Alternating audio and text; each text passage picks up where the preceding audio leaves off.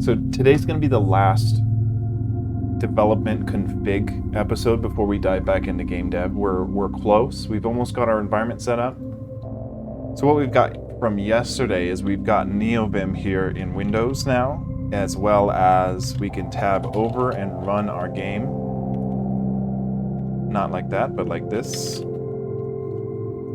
And we're getting 60 FPS, and we're getting a solid 60 FPS on OBS. So let's get started. Today will be the last. I'm hoping we're done with our config environment with this episode, and then we'll get back to doing what's going to be next in the game dev aspect is we're going to set collision detection for these pixels, such as trees here. So like if it's a tree, it should be a collidable. So not only us shouldn't be able to walk through it or on top of it, but our entities shouldn't be able to walk over it as well. So that'll be next as far as the game dev stuff is concerned. And then I might try to do something fun with, we might try to get some particle effects going on for like either a torch or for the fire effects and see how that might look, just because I think that would be fun to get. It would be a fun thing to kind of get, at least to have like some particle effects kind of loaded up so that we can add them to the torches or to the magic casting, because I think that's going to be the fun stuff to add next, and then we can really build out some more level design stuff and then actually implement the spell casting, which right now we've got just the kind of mechanics in there and not so much the actual effects. We're not doing anything with the mechanics, we just have got them on screen. I'm gonna make sure, okay, I just want to make sure we've got chat on screen on OBS here, so that's good. Okay, so let's get going here. We're gonna be configuring Powerline Shell for our Windows environment, and then we also need to add our color scheme for our NeoVim, so we'll be doing that. So let's go ahead and take a look at what our color scheme is. We've got it installed through Packer, and it's using, I can locate, it's a .local share NeoVim, then I think it's site Packer start, and then Tokyo Night is our theme, and then it is Lua and Tokyo Night, and then I believe it's right here. I believe it is either colors or theme. Let's take a look at colors. Yep, it's right here. So this is what we need to change with our our old config. Really, update this default Tokyo Night with our custom config colors, and then we'll work on getting Tmux back and get our Powerline Shell back. So let's get going here. I love this. I'm gonna see if we've got it. Colorizer, yes. So look, I run this colorizer and it kind of auto colorizes every hex value to what color it really is. So it helps when configuring themes like this, because you could just see what color you're actually trying to change or replace. For example, like this teal color, you know, this green color is, or this green one is probably this green that this text really is. So if we wanted to change that, we would just change the hex value, source it, and then we'll be changed. But we've got an environment from our Linux machine here, so we don't have to go dig around a lot, I believe. So what, this is colors.lua. Let's look at our, oh no, did it not work? None of these seem to have anything in it. 0 bytes, 0 bytes. Okay, this is not good. We might skip this today. I don't know if that was like a copy error or what, but we should have. Let me see if we can open this in anything else.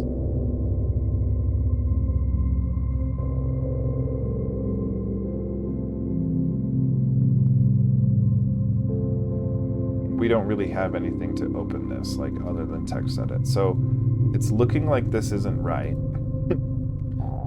I don't know what happened, but these are all 0 kilobytes, and that is not correct. So we'll just have to configure our original color scheme, probably off stream here. I'll have to go boot into my Linux, pull that custom theme.lua, or the colors.lua, and then replace it manually in here. So we won't worry about that today, but we do want to get our Powerline shell config going. So let's go ahead and try to install that. So what Powerline shell is just a kind of, if we take a look at our environment here, and if we go into our bash, see how we've got finding focus, and it's just green.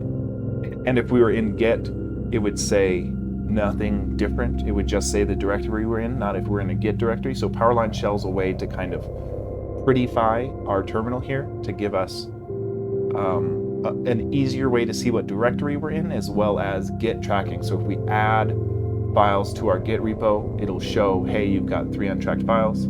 Or if you make changes, it'll say, hey, you've got 7 unmade, untracked files or uncommitted changes.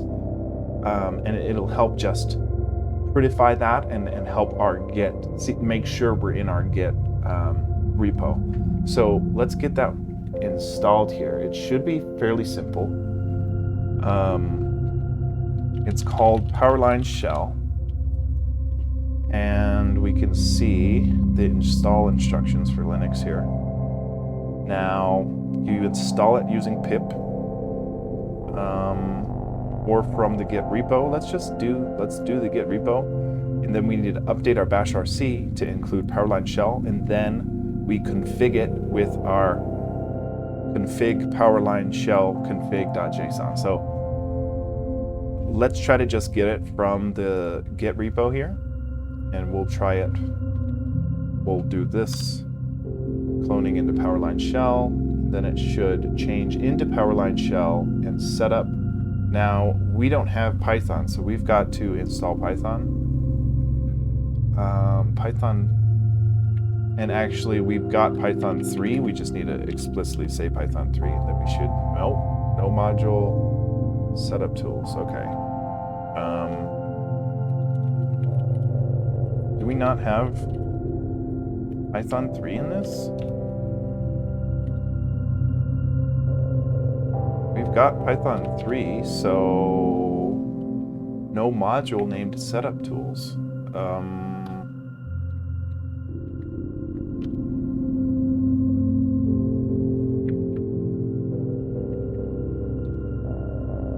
No module named setup tools, okay. Import setup from find packages, okay.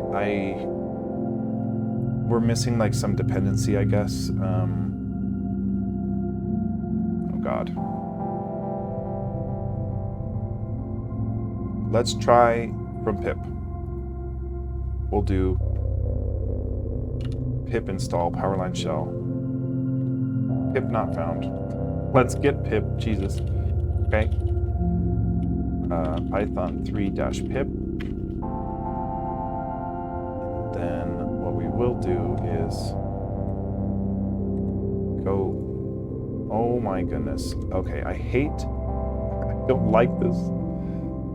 Okay, we have to kind of like full screen. No, there's a better way. There's gotta be a better way to do that. Dude, where did our background go?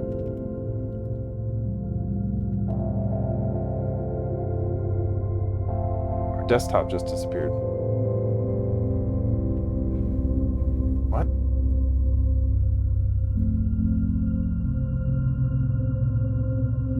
I don't know, maybe pip is doing something weird with our desktop.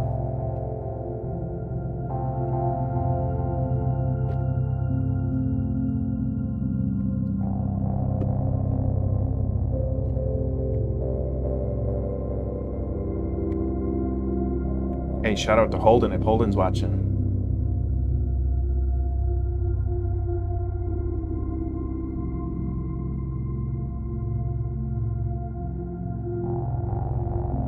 Wow, this is really boring. Let's go.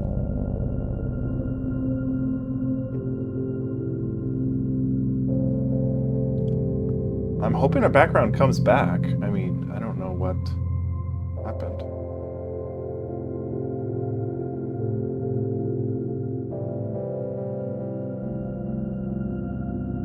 Okay, so we've got that. Let's try to pip install Powerline Shell. It's looking like it's working. No? Oh, it's already installed. No?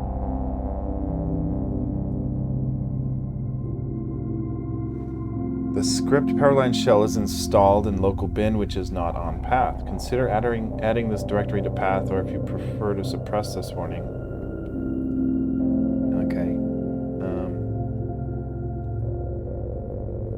I don't know how to add it to path in our Ubuntu environment.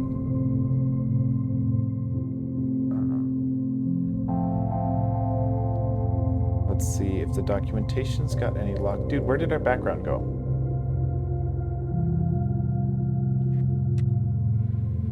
Why? Like, is this the start of Windows being Windows? And I'm gonna be just not thrilled with Windows?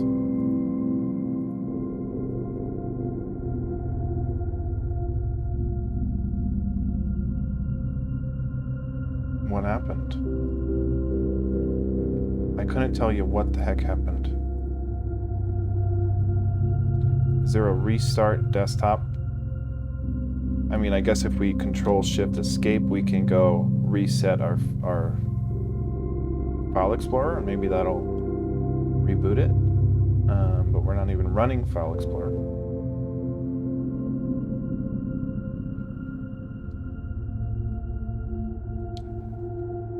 This is just like Windows fun that I'm not understanding.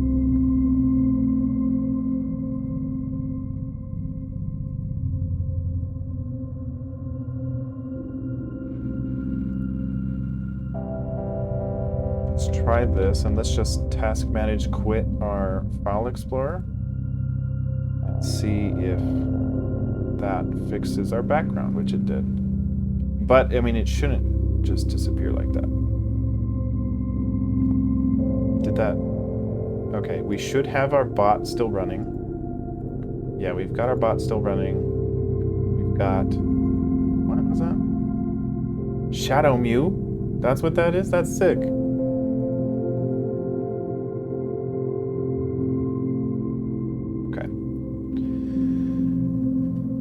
Okay, let's see. I don't remember...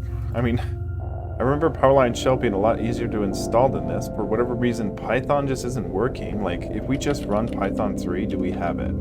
Yes, we do. So why was our Python setup not working? When we run our setup py install, permission denied. Okay, well...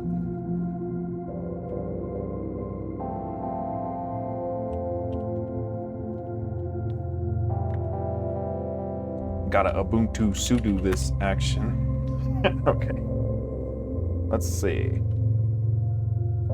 Install Powerline Shell. Okay. Let's see if we quit this. I don't know how to close. How do I close this window on Powerline or on PowerShell? Let's just do a new tab, and we'll go into our bash. Oh, we gotta set up a default size there too, so we don't have to keep doing that. See, look, we've got our Powerline Shell here, but we've gotta add it to our bash, like the Git repo said. So what we'll do is we'll add this line to our bash RC, so then we should be okay. So let's go.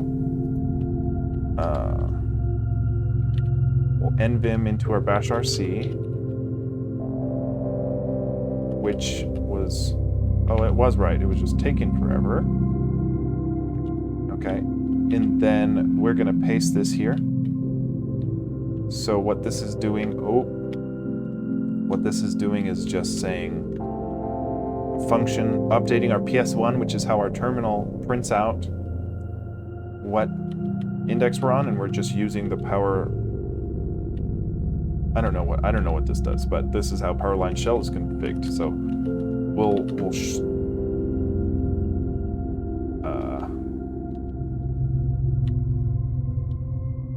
okay. Let's try that again. Let me just delete this. We write this and source it. Oh, we get a problem there too. So let's just paste it, write it out, quit. We will source our bash RC here. And there's our power line. So we've got Powerline Shell. Now we've got these weird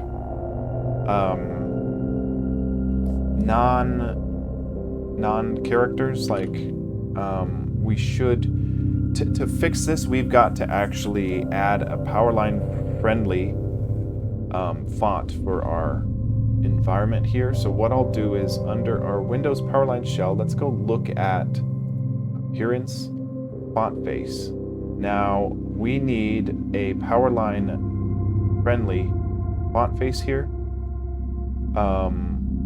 If we show all fonts, and you know what? I know what font I like, and it is, I know what font I like, so let's just download it. It's called Meslo LG for Powerline. That's the font I like. We can just download it here from the Git. And then we should be able to just install this system-wide. Yeah, and this is a monospace font, and it's the one I kind of liked to do, because one, it was Powerline friendly, and two, it's just a cool monospace font. So we'll see if we can't install it here. We'll reload our settings. Reload our settings and appearance for this one, I guess.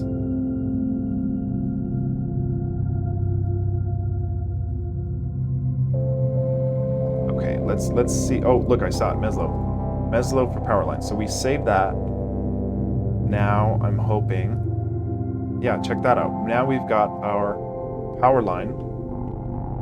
See, we need to default our size of text here. So let's do that, and then we can customize our Powerline. So let's go. Yeah, let's go see if we can get the sizing right for a default window. So here under appearance, instead of font size 12, we want whatever it currently is, which is something bigger. Maybe 32, that's a little too big. Let's see what 28 is like. That's too big too. Let's see what 22 gets us. That looks too big, but I'm pretty sure that is what. Yeah, that's too big, but looking better. So maybe 18 or 20. Let's try 18. So appearance, and we'll go 18. So this is how I make my terminal look pretty and function with Git a little better. 18's looking pretty good. We'll keep it at 18. Maybe we'll tweak it a bit, but I think that's a good balance of readability plus, enough text on screen for me to be productive. So let us continue. So we should have a Powerline Shell config file. Now I don't think it exists. Well, let's see. Let's go into this Powerline Shell. Yeah, setup.py maybe? No. Where is it? Let's go into the Powerline Shell segments. I think that's what it is. Let's open our segments and see. Segments. This is wrong.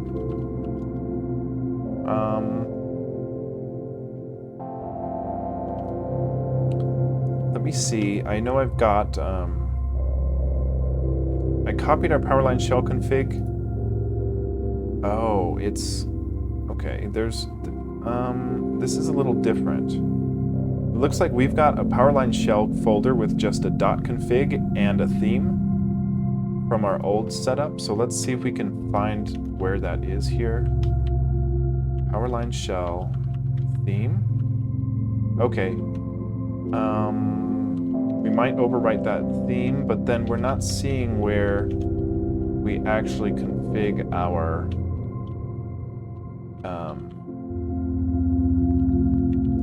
segments. Like, let me see, maybe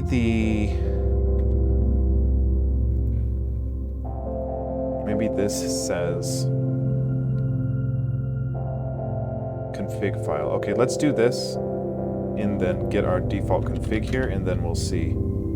So we'll paste this in here. Okay, so it looks like it generated a .config. So if we go, okay, I think if we go cd home now, cd Powerline shell, is that no, not our .config. Let's see if we ls all and then go into our .config. We've got a Powerline shell now, and then that's a config.json. So that's the one we're looking for. So let's compare. Let's see here. Let's compare our old config here with this one. Okay, so this is the segments I'm talking about here, and then this is how we give ourselves the new theme. So what we need is this grubbox theme. Oops. We need this grubbox theme. This is my custom colors for Powerline. So we get a blue finding focus, and then I think an orange line where the blue is currently. So we'll put that here. We'll go to our Ubuntu environment. We'll go to our home. We'll go to finding focus config Powerline shell, and this is where our grubbox goes. And then we can open up this config and just make sure that this old config is this new config here, and save that. Now when we reboot Powerline shell, I'm hoping we have our grubbox theme. So let's go ahead, and we got it. Okay, cool. We've got it. Now it is actually backwards. I don't want my finding focus computer name. I want my host name. So I do want to change that, but we are close. Let's go cd into our config, cd into our Powerline shell. Now, yeah, and we'll just do it here. I think it's like username or environment name or something.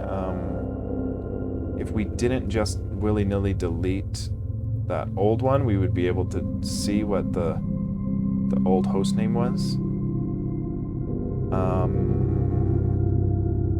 Let's see here. And you know what? Yeah, we were just there. I think it's here, let me see. I think it's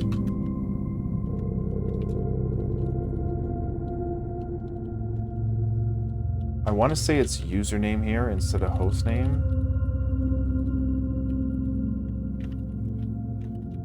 But we'll see. Let's exit.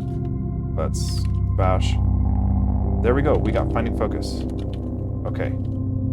So we've got our NeoVim, we've got our Powerline shell. Let's see if we go into our Git repo here. Yes. So see, that's what I'm talking about. This this kind of prettified version of the Git repo here. So if we change anything, it'll say how many files we've got untracked. It'll allow us to do all that stuff. Are you more tired on your days off than the days you work? Dude, very, very often so. It's like what's weird is that I mean my body can work harder for other people than it can for me. So when I have to go to work, I have no problem waking up and getting to work on time.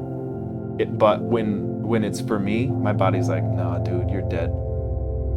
Oh, yeah, yeah. No, I totally get that phenomenon. That's how I do it. Because that's exactly how it feels for me too.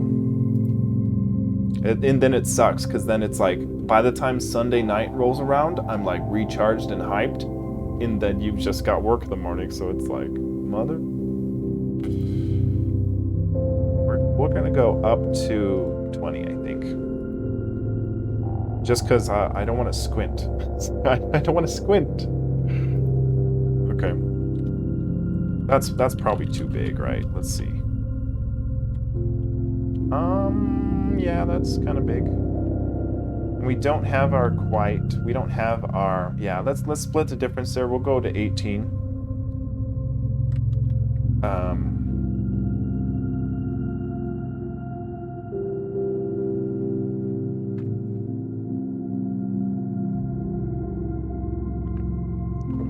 But how are you doing, man? You having a good night? Today was your day off, right?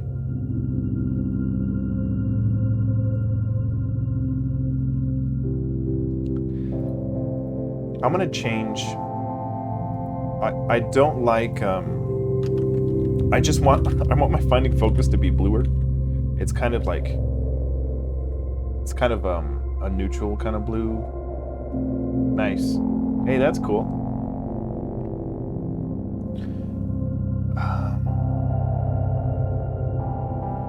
I guess we gotta go look in our power line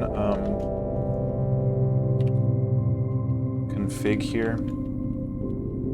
Let's look at our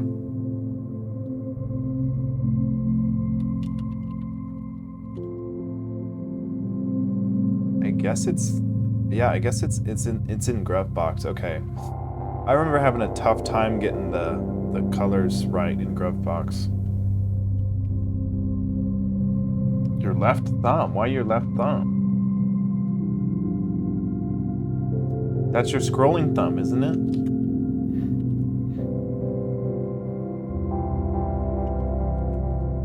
Let's see if we got... It's in our .config, not our... Let's see here. If we cd into our hidden .config file, go into our power line from here. Now let's just look at our grovebox.py. TreeSeeder is getting Python. I love that about TreeSeeder, it just kind of automatically does it. Okay, so here's what's tough about configuring the power line is that it's using this thing called absolute colors. Let me see if we run colorizer, if it doesn't really work. Yeah, it doesn't work. So our username is 256 for whatever reason we decided. Like, let's put, what I'll do is, and this is Python. I think hashtags are comments in Python, so we can just comment this line out. Oh, and you know what? We do need to get rid of this italic comment. I hate that. So let's see what bright blue looks like.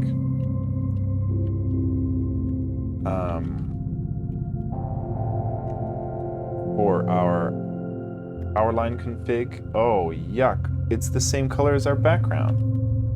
We can't even read it now. Yeah. Yeah. Okay. My bad. Wow. Yeah, man, that's rough. I mean, Yeah, there's nothing much you can do about that, right? Like, it's just one of those things. Yeah, I didn't think about that, but that makes a lot of sense.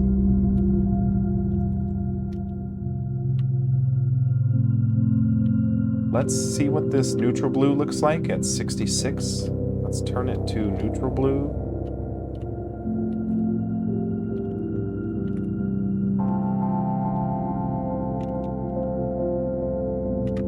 See, I don't like that either. Yeah, we're going back to what it was. We're going back. I don't want to... I'm not going to sit here for 10 minutes trying to get it just the perfect color. Like, it doesn't matter.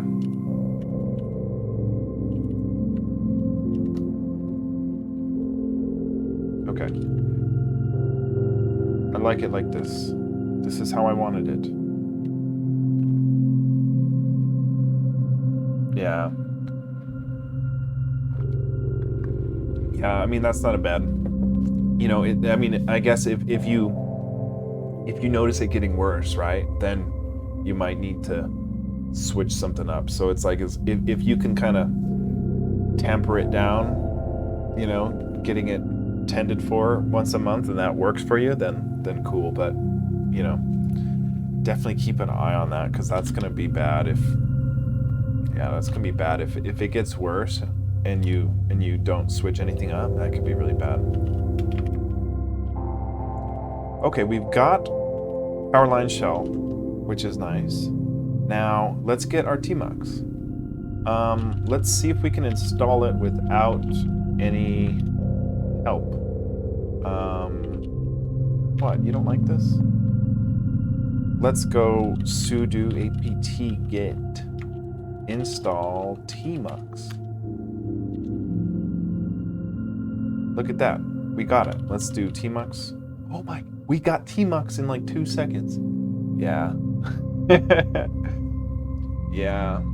That sucks too, man. Yeah. It's once we're able to get you know, computers controlled by our brains or our thoughts, that'll help, because yeah, the nimbly bimbly of your thumb on a joystick doesn't help.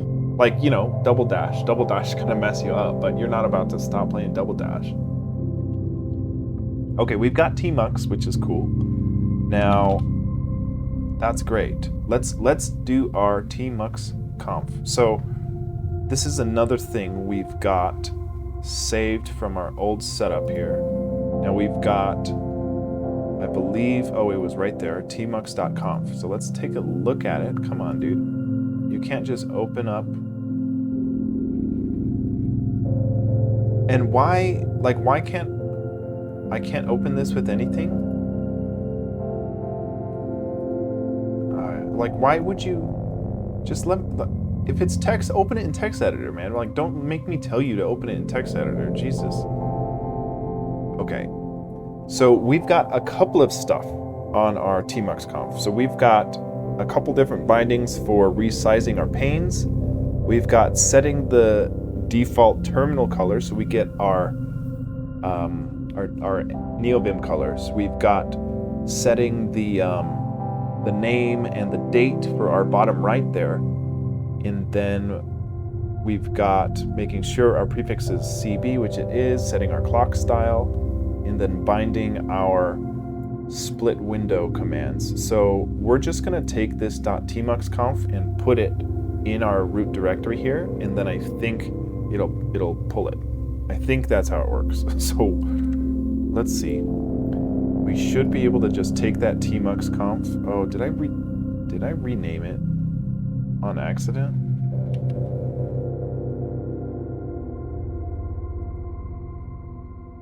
It was .tmuxconf, right? Like, oh no. Is it just tmux? What the heck? Let's see. That is... Okay. tmuxconf. I think it's .tmuxconf. Oh, tmux.conf. That's what it is. Oh, okay. That's why it looked like it didn't have a...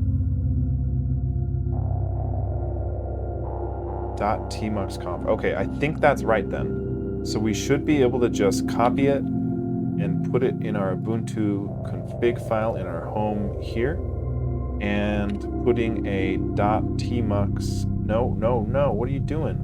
What's all that crap? I literally copied one file, and then we didn't, oh my god, we did not want that.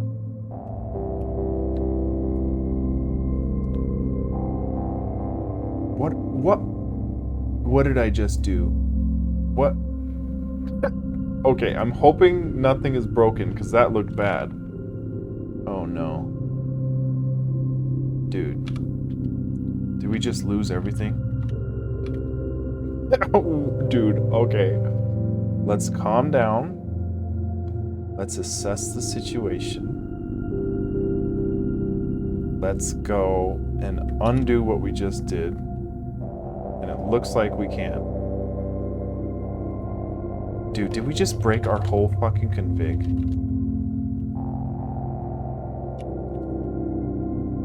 Bash. Dude, did we just break our whole freaking config?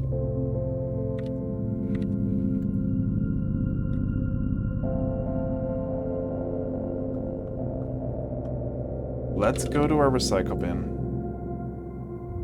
There's nothing in our recycle bin.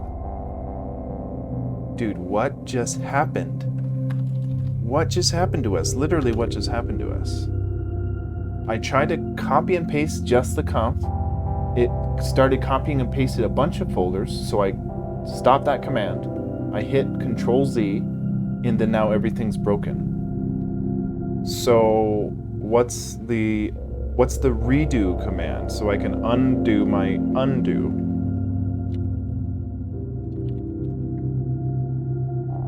Control Y. Let's try Control Y in this folder and see. Doesn't do anything. Okay. I've got oh well, that was the wrong folder. Let's go here. We should be here. Let's try this. Let's try to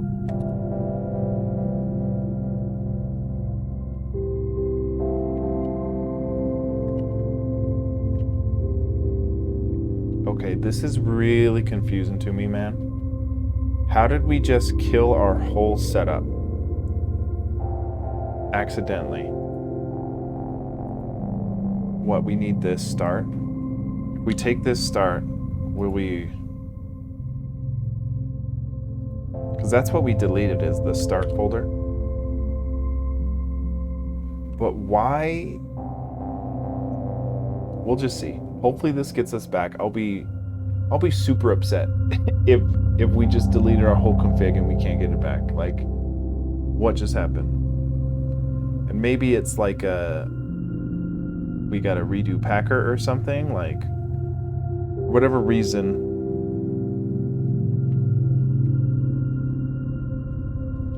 I don't know. We'll see. I'm just hoping we didn't just nuke our whole config, because we were literally super close to being done. We were just pasting our last tmux conf, and that was it.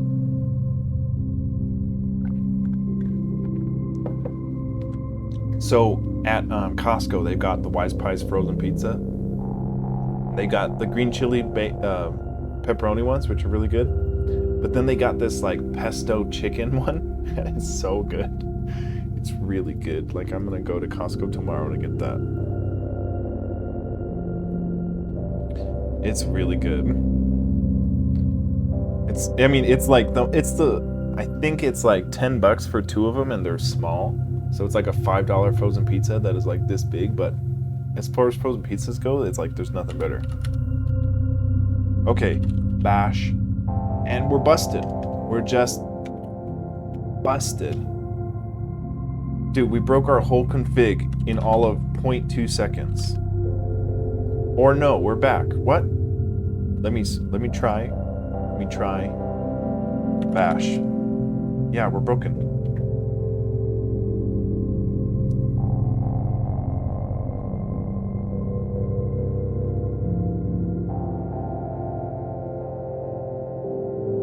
Yeah, I need a land shark after what I just did, dude. I just nuked our whole profile. Oh yeah.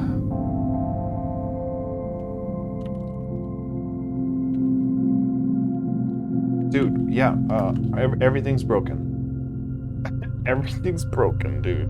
What the fuck?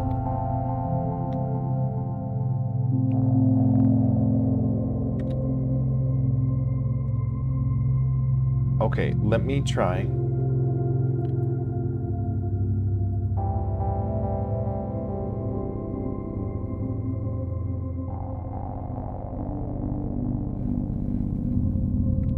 Dude, this is bad. Like, I don't get how I did what I did. Like, I can maybe rewatch the stream, but I literally did a copy for our tmux conf. I did a control V in our Ubuntu to give me the .conf file. That's all I wanted to do.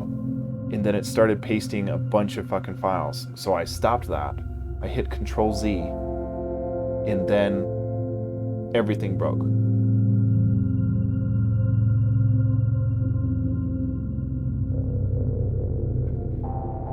Oh man.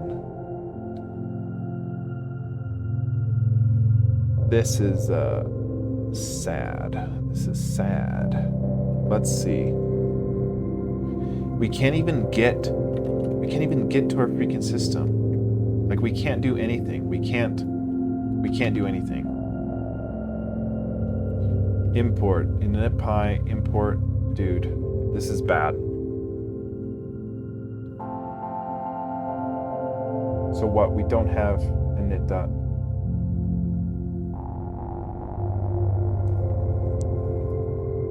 I don't know what to do. I don't know how I screwed it up. This is bad.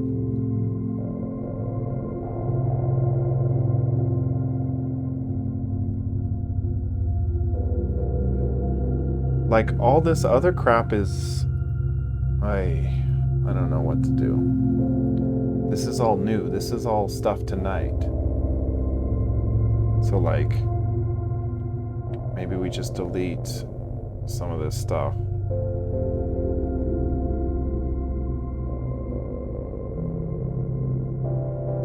Nope. I don't know what to do.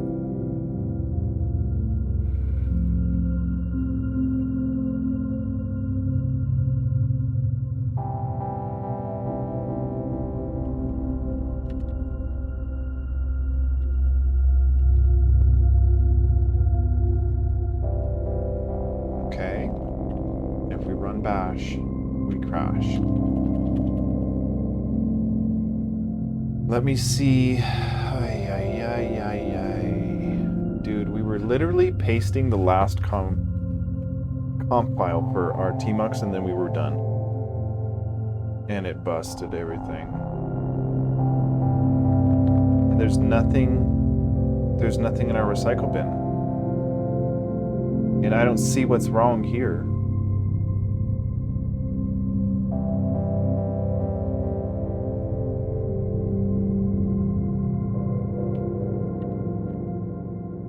This is jacked, dude. This makes me really upset.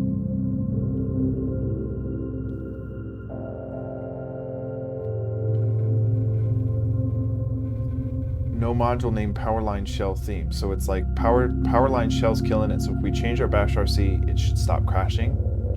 But let's try that. Let's just try that. But we can't even modify our bash RC in the terminal here because it's jacked. So we have to manually do it. So let's go home here, bash RC. Now let's take out. We'll take out our Powerline shell. We'll save it. Now, if we redo this, I'm hoping it wouldn't crash. Okay, so we've got that back. So why did our Powerline shell just completely break there? Like, did we move? No, did we? We've got our Powerline shell folder here. So what the hell? We've got Python 3 installed.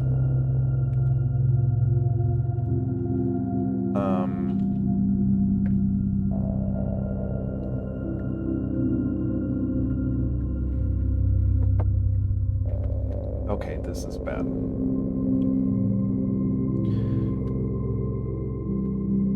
What did we change? It said this setup config was like breaking or something, right? So like, we go to our bash rc and we go to paste in the same thing that we just took out, which is bash rc right here. We just want this. So we say, hey, give us this, save it. Now let's see what happens.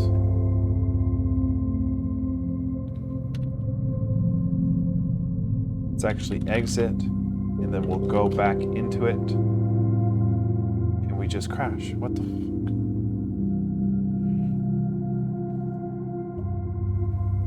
Config Powerline Shell grub box cannot be found. What do you mean? We put it Powerline Shell. No, it's a .config. So .config Powerline Shell. What? Oh, we deleted our grub box? You know what? Maybe oh god. Maybe I gotta be real careful about doing Control Z in File Explorer, because I don't think the Control Z undid the copy and paste. I think it just undid the last thing we did, which was copy over our grub box theme into PowerShell, which, since our bash is importing Powerline Shell, it didn't have a theme, so it just crashed right away. So I think that's all this is.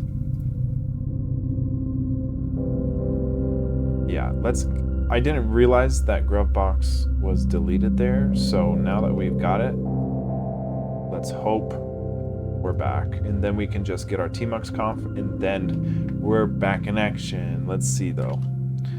So exit. Okay, we're gonna go bash. And we've got Powerline Shell. Okay, so that was all it was. Okay, so now we do have Git, right? Yeah, we do have Git, so that's good. We've got our Powerline Shell. Okay, this is looking real good. Okay, so we're just about back to where we need to be. When we want to run our game, what we can do is Control Tab. And right now we don't have another tab, but if we open another tab, we're in our Tasha folder, so all we got to do is run love. So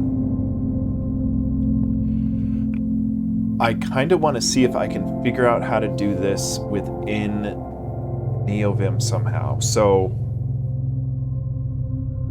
let me take a look. We can go back to our home directory. We can go into our .config. Now I want to show you guys the old shortcut we had for this, so that we can see if we can't piece together how to do it next. So Lua/findingfocus, and then I believe it's in this remap. So let's just open NeoVim here. And dude, you see how slow NeoVim is? That's Windows. That's not NeoVim, that's Windows. We have to get our set italics off, because that's driving me nuts. It should be leader M right here. Okay, so what leader M used to just run our game. So we would we'd file save, or we'd leader W for save. We'd do space M, so leader W space M, and it would save and play our game. And all leader M was doing was opening a new tab in NeoVim, and it's a terminal tab, and then it would carriage return A, which would get us into the input mode of the terminal. We would clear the terminal just so it didn't have a bunch of old runs back there. Then we would run love. Then we would enter. So if we do that right now, we crash. So let's see what that looks like, and we don't have our stuff set up, so great. Let's see. Let me just, and you know what? Like, it would be good. Let's do this right now. We'll go into our home folder here. Open NeoVim. We will go to our bash rc and we'll harpoon it. And actually, we've got our whole Tasho stuff here, which we probably shouldn't have, but I just want to be able to navigate some of these things easier. God damn it, that's not what I wanted.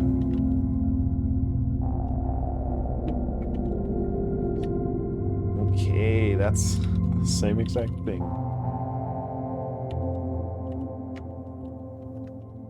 Okay. We've got our bash RC. I want to hop around to what? We got to get our tmux conf back, so let's do that. But we need to turn off our italic, which is I don't know where. Let's see if it is in our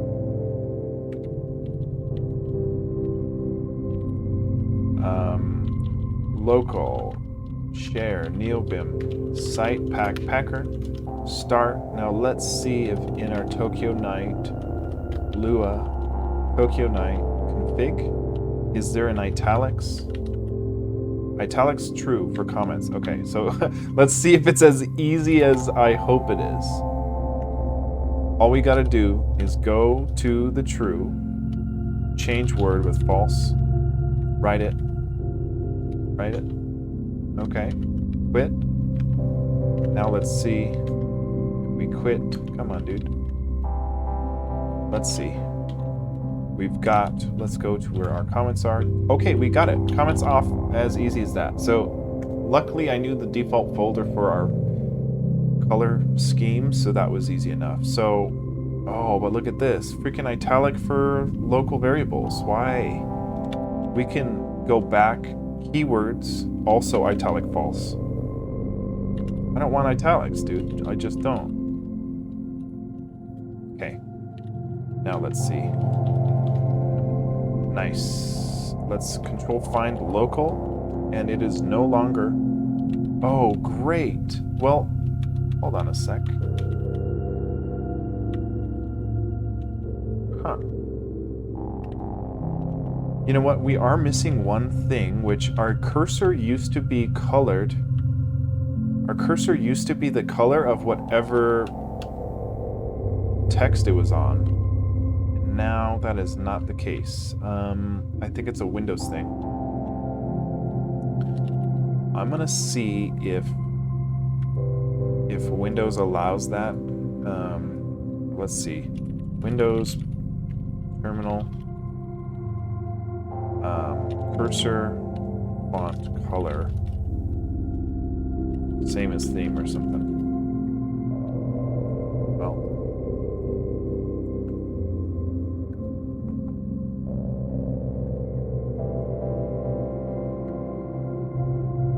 we want our cursor.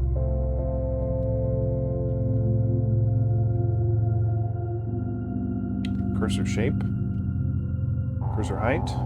Oh, we don't have a cursor color? And this is silly too. It's like, it really doesn't matter, but I just like how it looks when the cursor is the same color as the word I'm working on.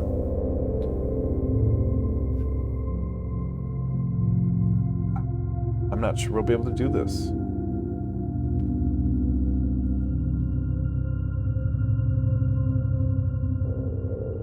Cursor properties to color schemes. Okay.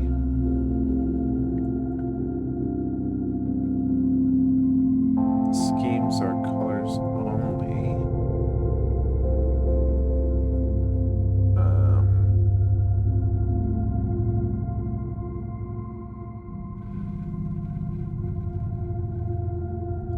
I might have to just figure this out off stream just because I don't want to bore the big crap out of Holden here.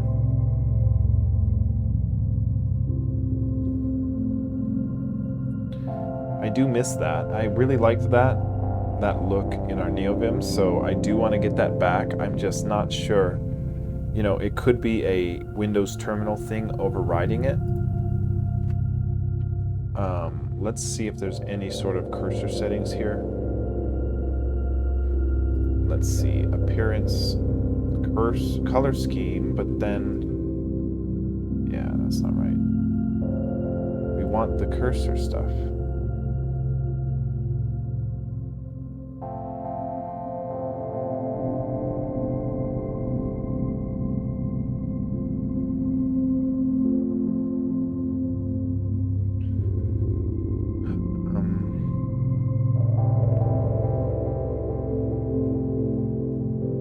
cursor, all it gives you is a bar, filled box. Let's see what filled box gives us.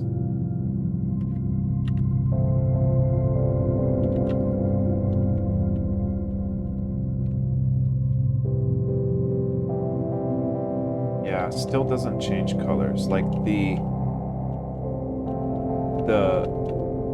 colors, see, the colors that we're hovering on are the opposite colors. So it makes me think that Windows would have a way to do this, because the letters themselves are changing colors, but I want the highlighter, the cursor box, to change colors. So I'm thinking there is a way.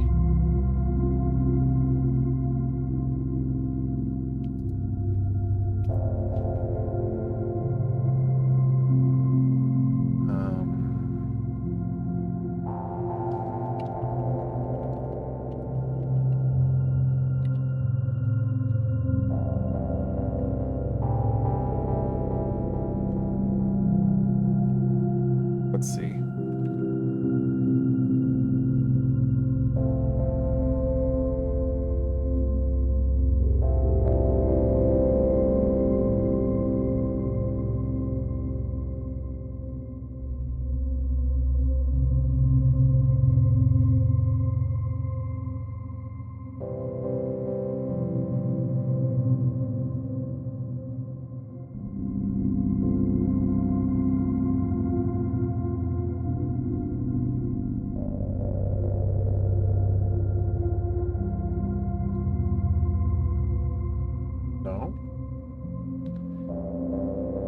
I don't know. I might end up asking ChatGPT about this.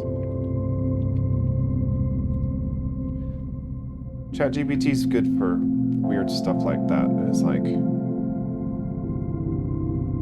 obscure tech stuff like that. Normally that has a decent answer.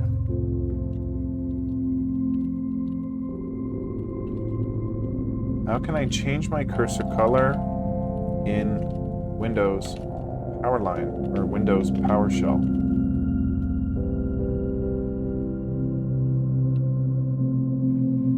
Modify the properties of the PowerShell console. Open PowerShell. Go to the Properties tab from the context menu. Go to the Colors tab. Okay, let's try it.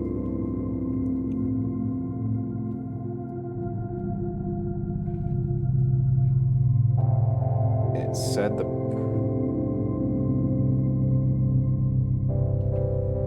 in the Properties dialog box. I don't see the properties.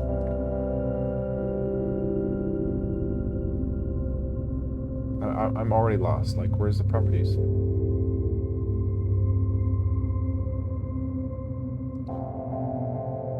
Various elements, colors. Yeah, colors. I just see a color scheme. I don't see a colors or a properties. This is Windows Power. Oh, yeah, Windows PowerShell. Right click on the title bar.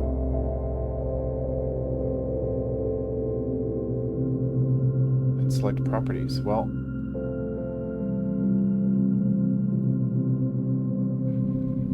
color. No.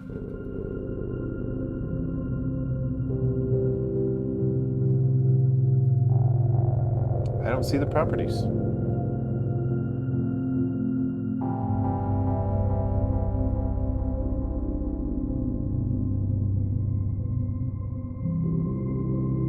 Maybe there's a color scheme. Oh, cursor color. Oh, it's just a default color. See, but then the selection. Oh, selection background. Well.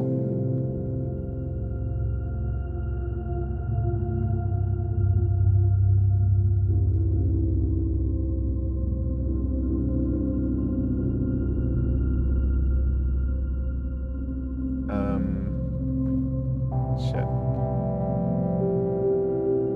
Okay, yeah, this is boring. I'll try to figure this off stream. This is stupid.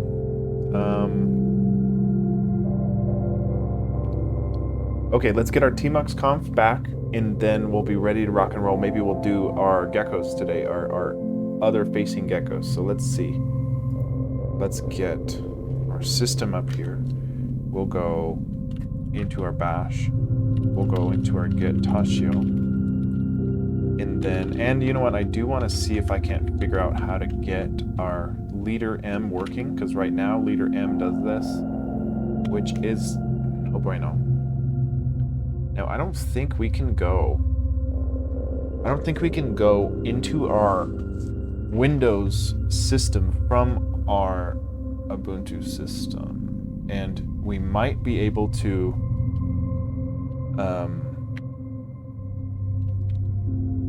let me just see if we CD all the way up we can. Yeah.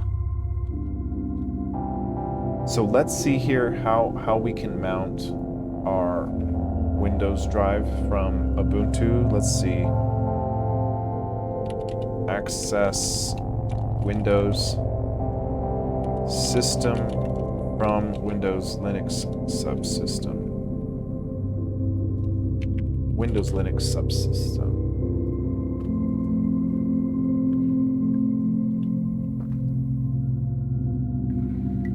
Okay.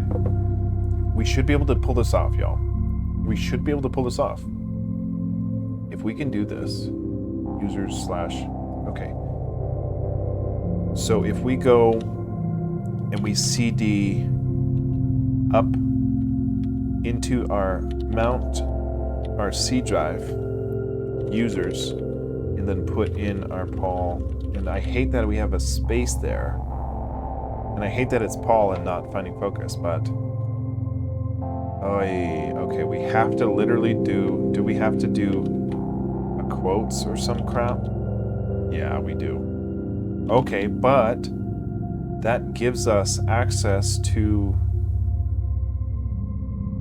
let me see. Oh shit. Okay, yeah, we can't do it. We still can't do it. Because like this will allow us to run love. No, it won't.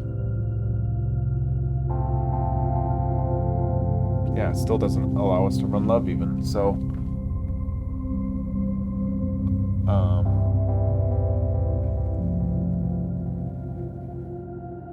I don't know if we should give up on this. Because like right now all we have to do is Control Tab. Once we have a window, all we have to do is type love dot instead of our leader M. I'm so spoiled with leader M. I just love doing that. So I don't know. And I want E to be exit. I don't like typing exit to get out of our terminal here. So we'll just add that as a alias. So let's go ahead and exit. Now let's go ahead and go to our bash RC. Now we will go to the end and we'll add another alias, and it is an exit alias that we actually E gets exit, and then that should be it. Write it out. I really want our new cursor colors. Now our cursor, yeah, maybe that's like is that a NeoVim thing? Let's see if cursor colors are in NeoVim and not, because something's changing the colors of the text when I'm highlighting it, and I'm not sure what it is. Because if we go into our settings and our colors here, or our appearance, no, what's it?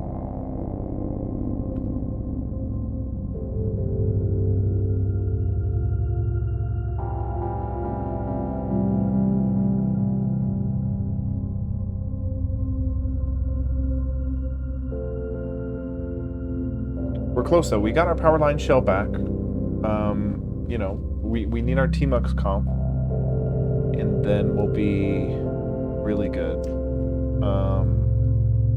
Still looking for this freaking color setting in Windows.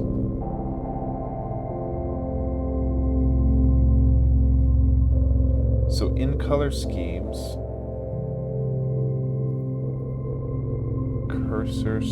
cursor color. See, it doesn't say. It might be a NeoVim thing.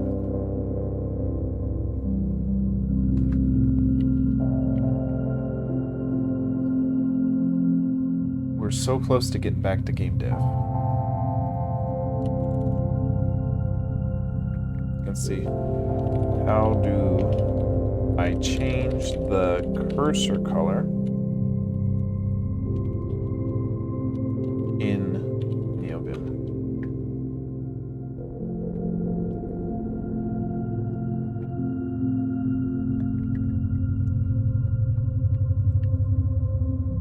Okay, well, in our knit, there should be a Vim command. We could do highlight cursor and set our foreground to be color and our background to be color. Let's see. How to change the cursor to be the words, to be the current character's color, and the text to be white. So the cursor will be the current character's color and the character to be white. Let's see what it says.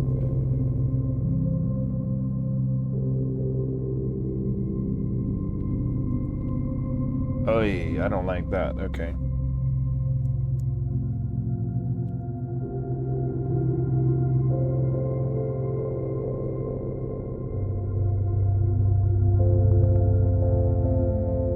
I mean, let's try it. Let's see what it does. Change cursor color to match current character.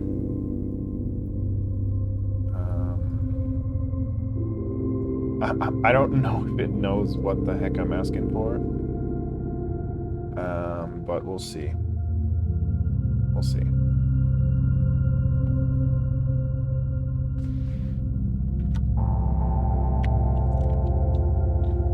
Okay, we'll open up NeoVim and we'll go into our NeoVim config here. And we'll go to our remap, and this is where we do our Vim stuff. And actually it might be under set.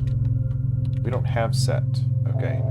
Let's give us our set folder, which we had in our old config. Let's look at what set is. It's a bunch of this stuff. Oh, you know what? And this might be what it might be part of this term GUI colors. Let's add this set, and we might actually be in business. So let's see. We'll copy that set. We need to paste it in our Ubuntu NeoVim config here.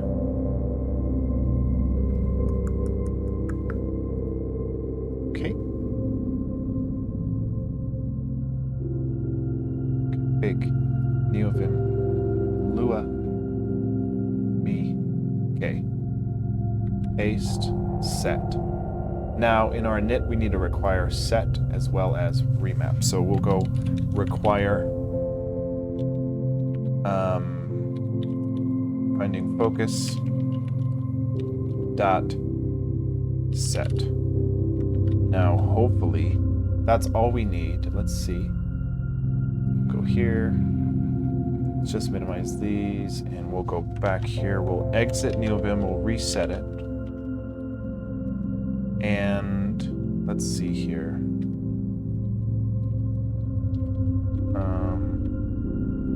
That wasn't it. I can't tell if it's working. I can't tell if set is on because sets all this stuff. Set highlight. See, this should be it. Maybe we need to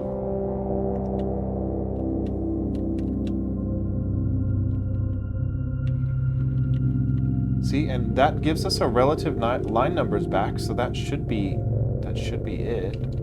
Highlight search. Yeah. Okay. Color column. That should be a little line there, but I'm not seeing it.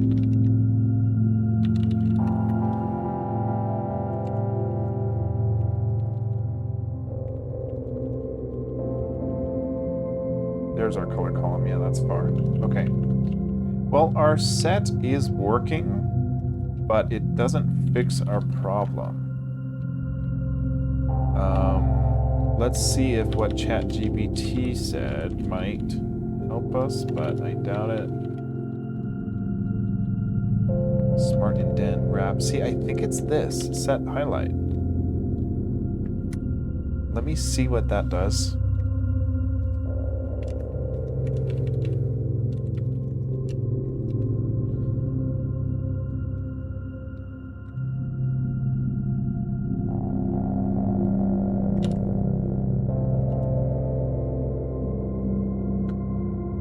Got to leader yank it so I can actually paste it.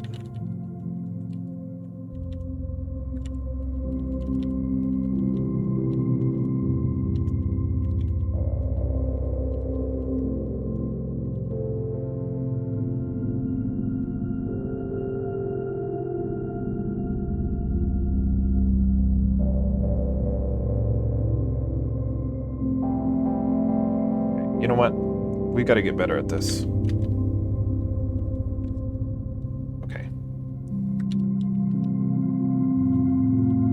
I really can't paste it. Let's just see. vim.api.nvim set highlight. Set highlight.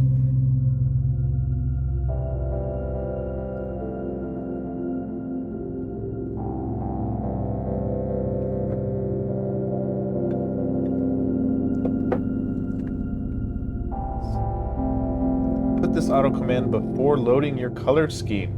Set the highlight. So maybe we'll try this. Before loading your color scheme. So where do we load our color scheme? Oh, we load it right here. But we got it turned off. So we got to be loading our color scheme somewhere else.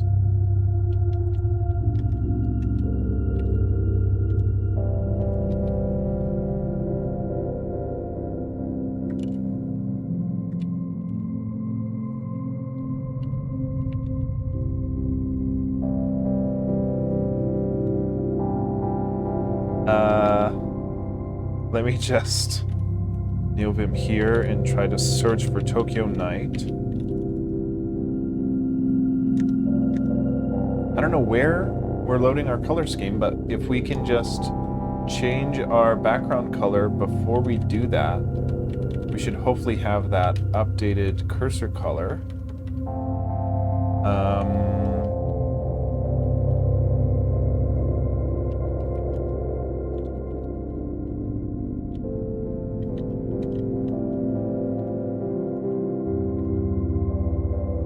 See, this is it.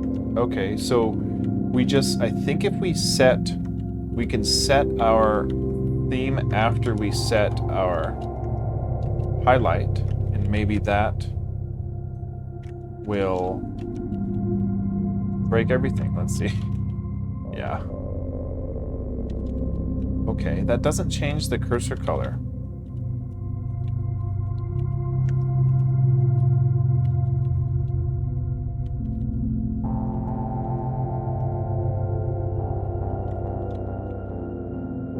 The fact that it does change the character's color makes me think that this is possible. We're just not figuring this out.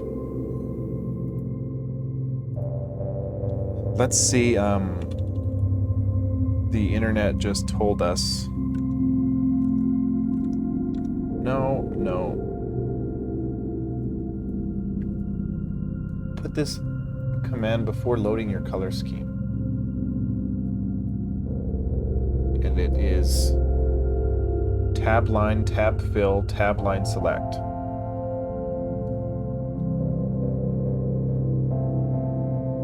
And it's the same Vim API set highlight.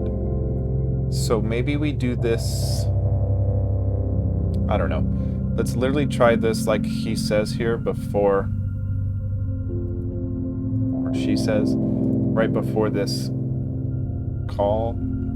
So we'll do this.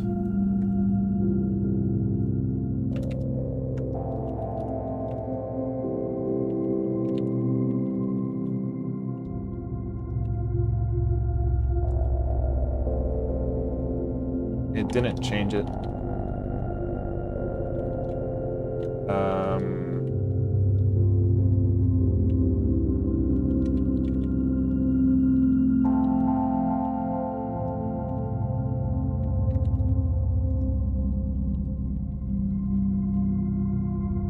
I don't know, we're close. I might just try to figure this out off stream. I don't actually know if it's possible on Windows to do that. It should be, though. It's just, I think it's just something I'm missing, so...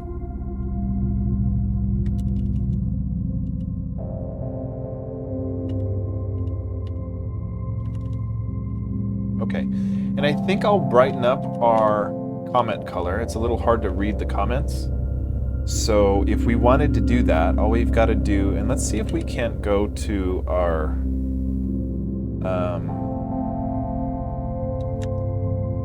no, let's see if we can just go change it real quick.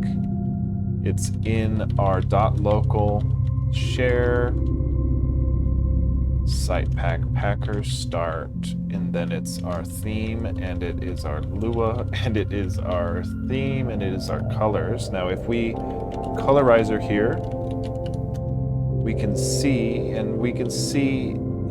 it's called comment. This is called comment, but just because it says comment here doesn't mean it's actually our comment. Let me see if we can't. Let me see. We'll yank that. We'll comment it out just in case we mess it up, and let's just change it to a... Oh, look at that. Our cursor color changed here. It doesn't change to the right thing, but it does if it's... that's a colorizer thing, I think. It's changing... So it is possible to change that outline. Because look at that, our cursor outline is different, so that gives me hope. Yeah, because yeah, look at our cursor color is the opposite of what color it's on, which is basically what we want. Well, we want the same color, and then we want the letter to be the inverted color. So it is possible in Windows. We'll just have to figure out how to get it done. I'm gonna change this to like something different, like blue like that, so that when we shout it out, we should be able to see if our comments are now a different color. And there's no comments in there, of course. Okay, that was our comment color. So let's go back. We can colorizer. We just want a slightly brighter comment color than this. So what we can do is tweak this until it's brighter. I don't know hex values all that well, but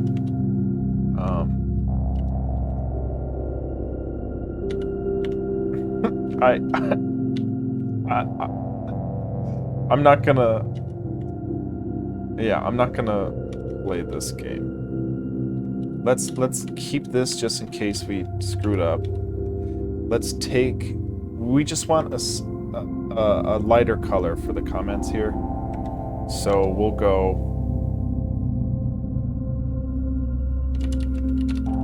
to a hex color picker, and we'll just... We can take our original color, which is 595 F89. We'll just brighten it up just a bit. And we'll try this value here. So, yeah. Okay, slightly brighter. Now let's see.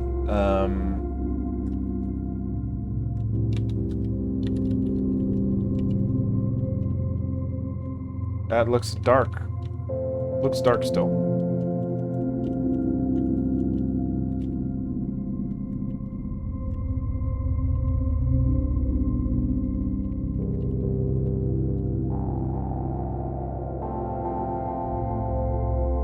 That looks a lot darker though, like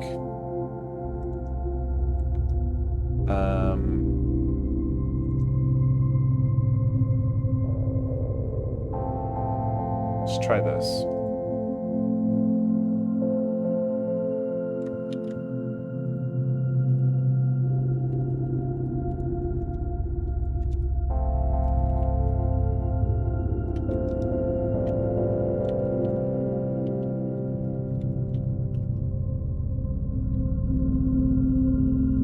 Okay, I mean that is looking better. It's brighter.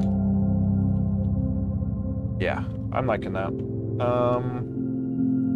Okay, let's get our tmux conf back, and then we're basically done. I'll figure out the cursor highlight off stream probably tonight or tomorrow, hopefully, and then I think that's all we needed. Once we get our tmux conf, of course, so let's do that, and then we need to make sure tmux is rendering our terminal colors properly as well. Right now, if we load tmux, it's got that green color, but we've got a config file to overwrite that.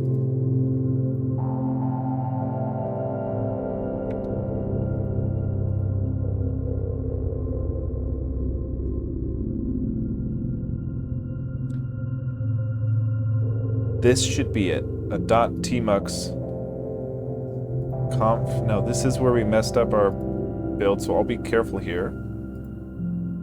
But we're trying to just, in our home directory, paste our .tmux conf, which we have now.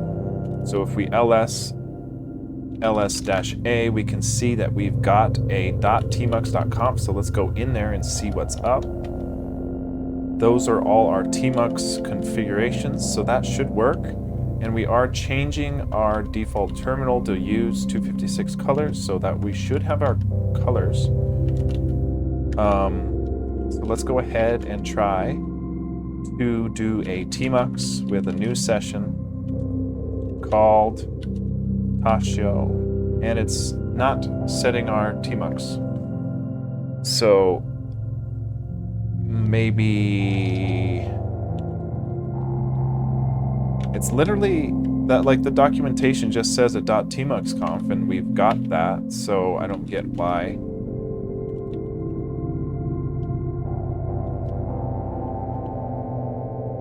.tmux.conf. Yeah.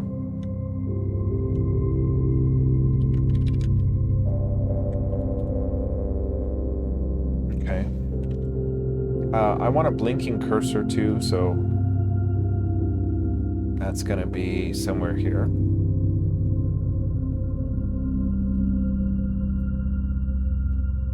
See, look at this blinky cursor. Cursor.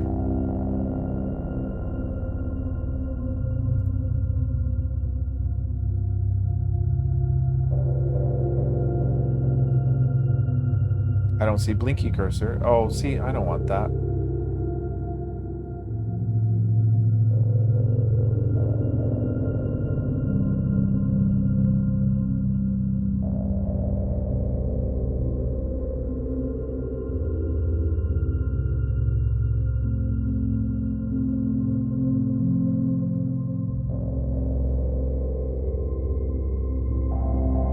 Build box, but then it doesn't blink.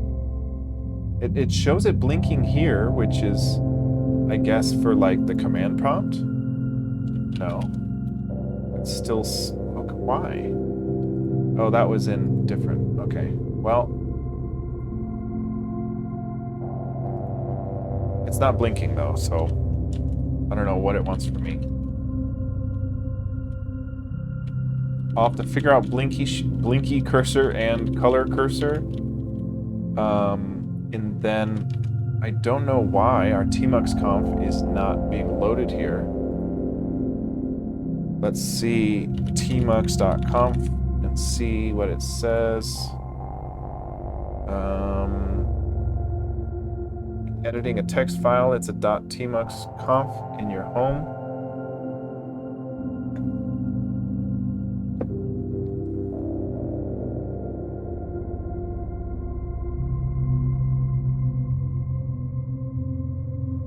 Oh, this is it. We didn't source our tmux.conf.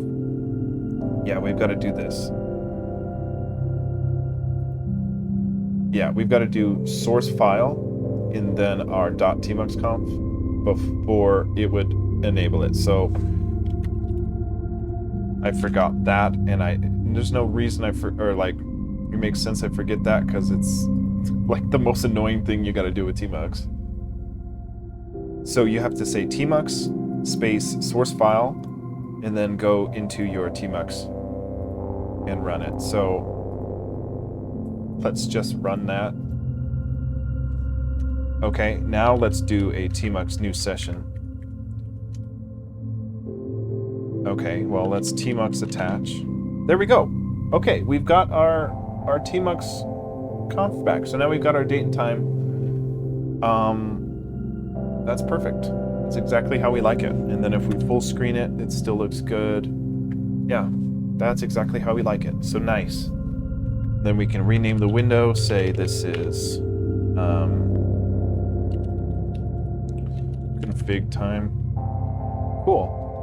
Okay, so I guess my next question is, if we make a new tmux session, can we open a Powerline shell in that, and then we can just, instead of control tabbing into our love dot, let's just try it. So let's go. Ooh, not what I wanted. Let's do neovim. We'll go. Let's say we're here editing this. So let's say we make some changes and then want to run the game. I wonder, and we let's do a new tmux session. We could say it's called play, and then we can exit. That exits our tmux.conf. What we want to do is exit our bash, but I guess that killed it. We can cd into our mount C users, and then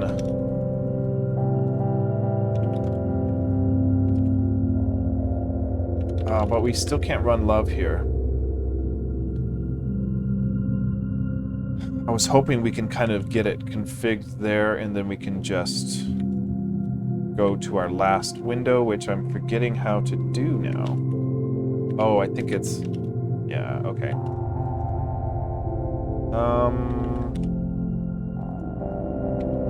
Yeah, I still don't know of a way to do this easy, so we might just need to,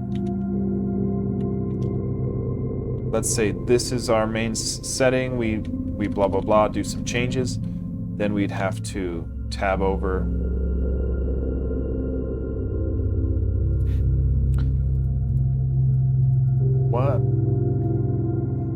What?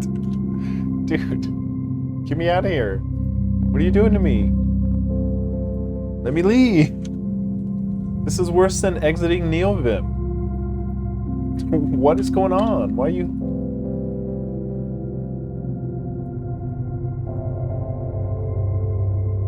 It won't even let me full screen it.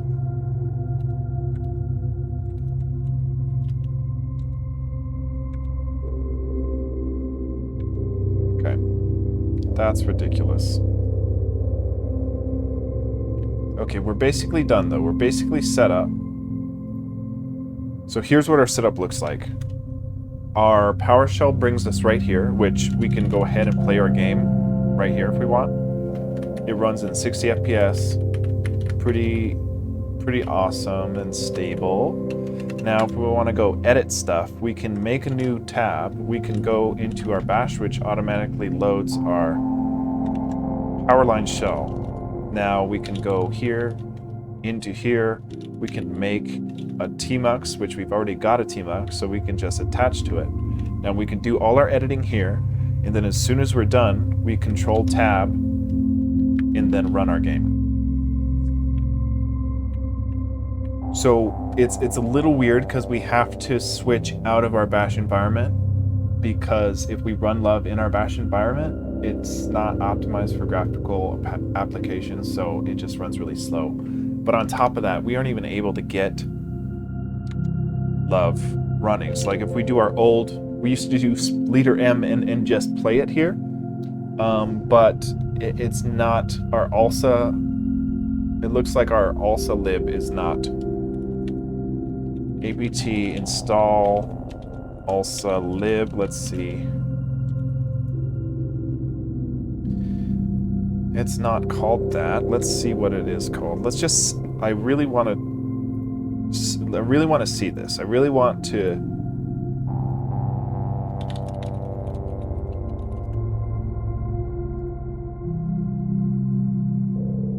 apt get install. No.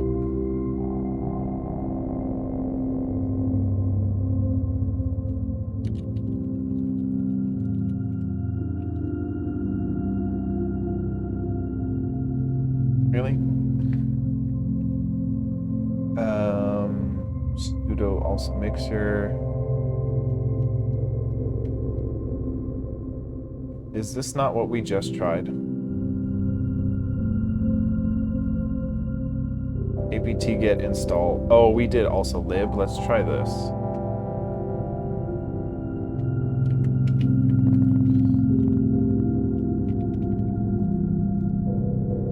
Okay, so we're installing ALSA, which I think is like a sound library or something. I don't know.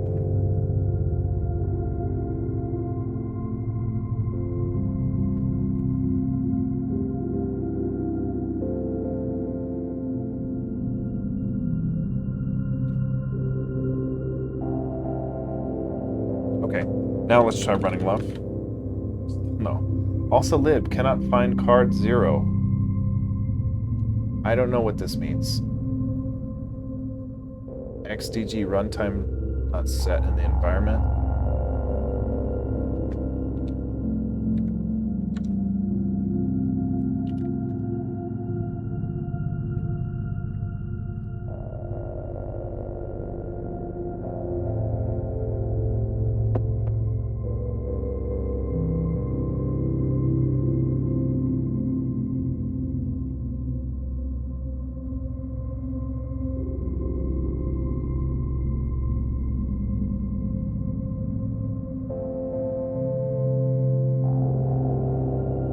What's so weird is I had love installed on the first Windows Linux subsystem I had, and that's how I know we needed something different, that we needed this separate Windows PowerShell to be running to actually run it, but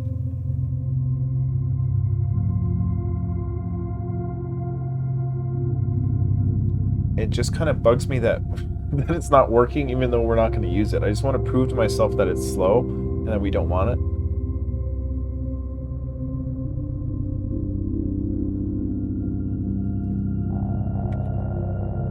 I do miss leader M just running our game, so I do want to see if I can figure that out.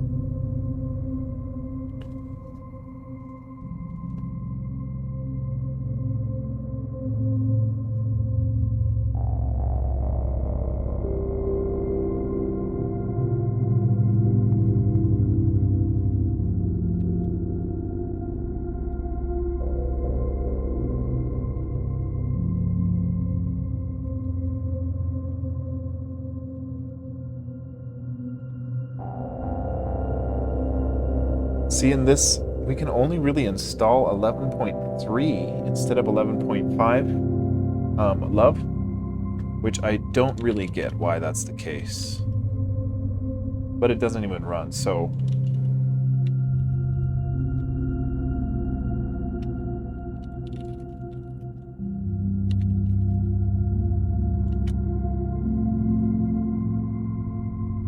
it's gonna try to reinstall Love and see if it changes.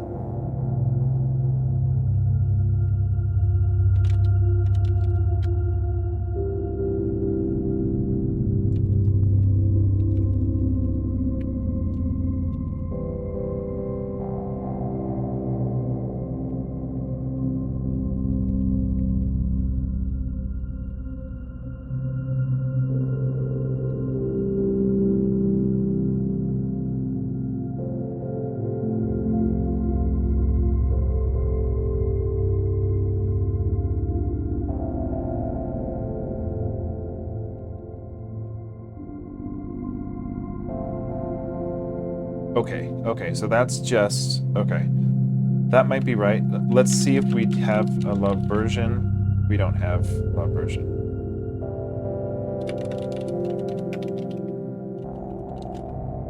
Okay.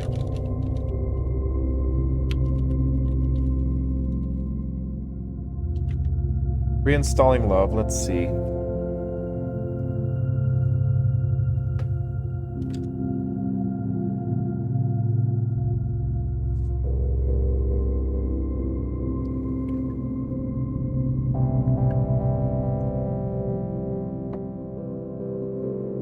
We're almost back to where we were 4 days ago on our Linux setup, but all configured for Windows, so let's see here.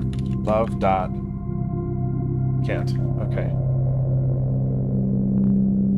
Cannot initialize video subsystem. I really don't know why.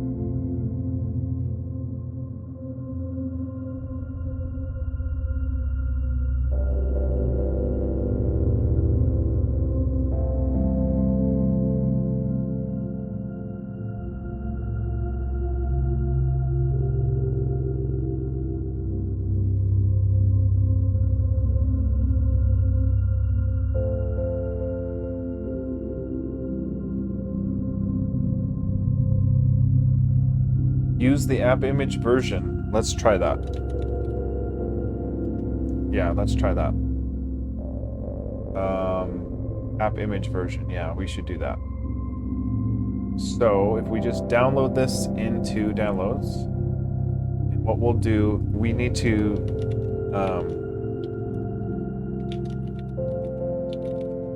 auto remove Love. Then we'll just do this app image version, which should give us Love 11.5. And all we would need to do is take this app image and put it in our Ubuntu home directory, just like how we install our NeoVim app image. But we do have to, I think we have to,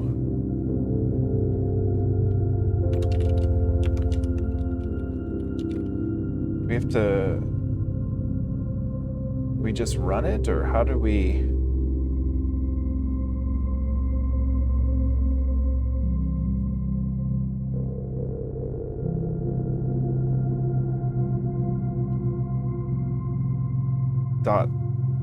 // just run the app image. That's literally all you got to do. Let's try it. So / love 11.5 / love. What? You don't like it?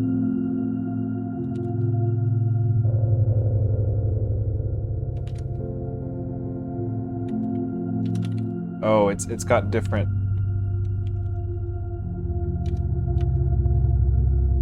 x86 underscore 64 dot app image. Permission denied. So if we go here,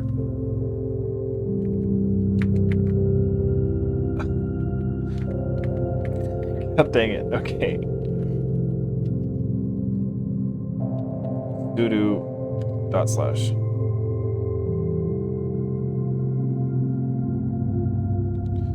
What? God damn it. What do you want from me?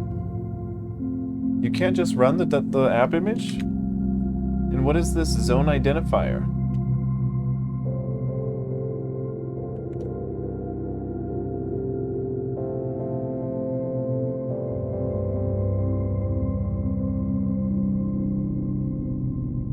What is that zone identifier?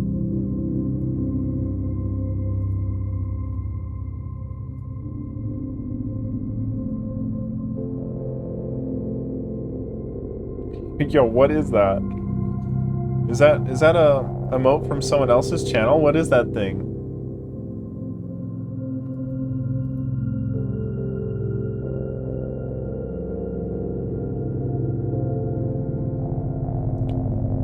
Yeah, it's me. It looks like me. Dot slash love. Why don't you like this? Why don't you let me run you? Am I missing something? You can't just run an app image?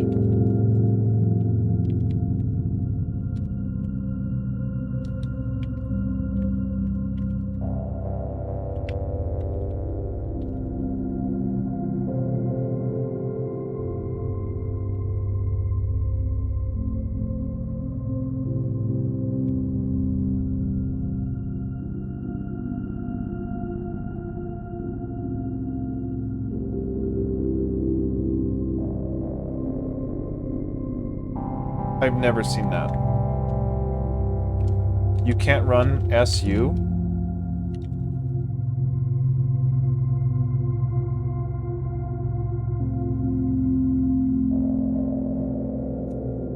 I don't know what I'm missing, man.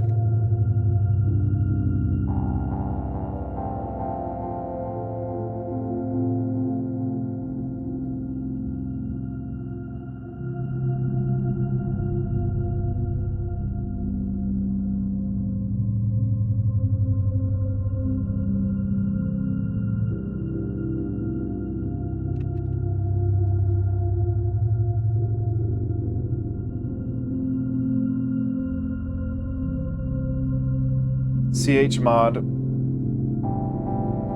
the image file and it's ready to run. That's what we need to do. chmod plus X the app image file, and that's all we need to do, right? chmod plus X. Is that what you have to do? Plus X? App image file, which is love app image. Okay, now we can dot slash the love app image. Requires fuse.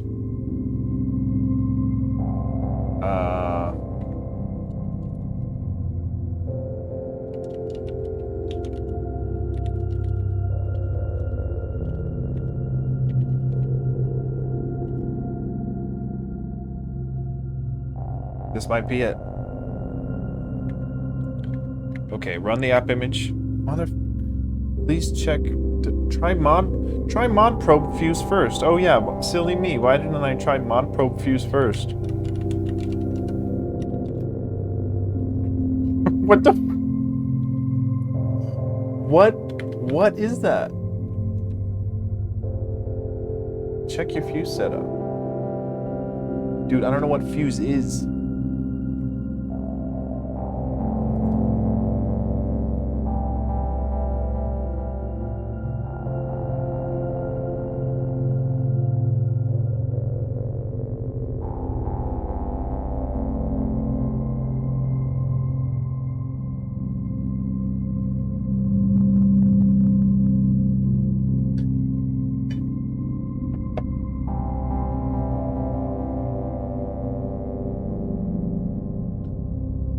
Okay, I don't know why.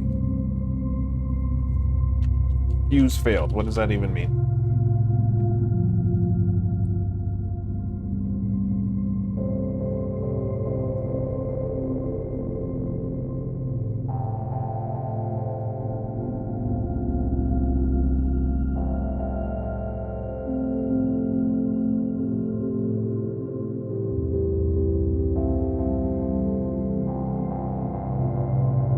I don't know why it's so tough.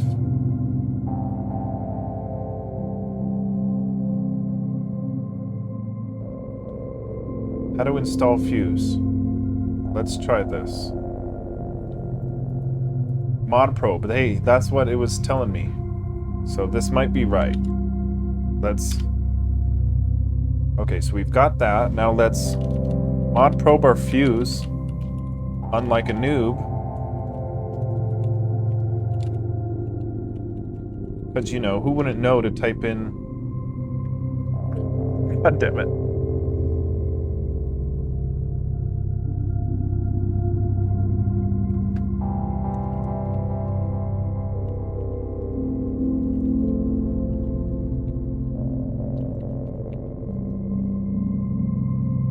It says we've got it.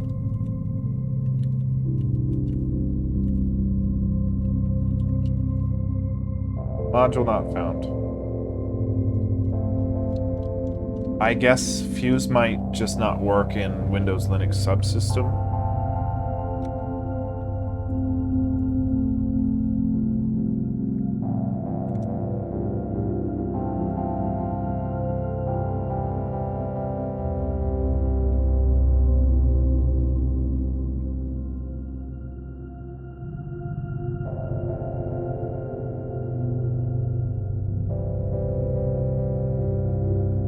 No Linux modules on WSL because no Linux kernel in WSL. Fuse is compiled into WSL2. Full Linux kernel in WSL2. Do we have WSL2 or is it...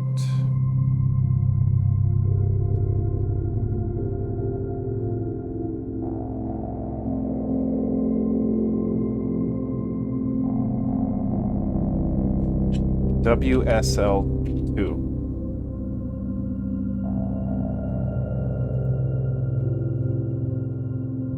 WSL2 runs inside a managed virtual machine. Is that... How, what?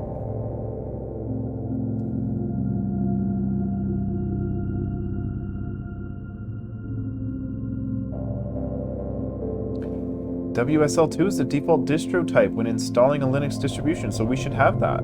WSL2 uses virtual technology to run Linux inside a kernel, so we should be able to use Fuse, but we don't.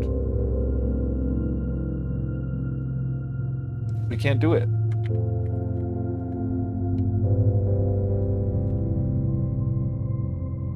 App image extract option. App image extract. Let's see.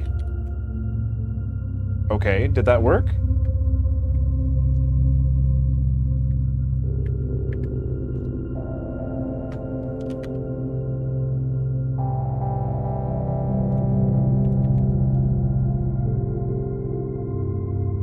Check your Fuse setup. Try mod probe Fuse first. I don't know what you mean, man.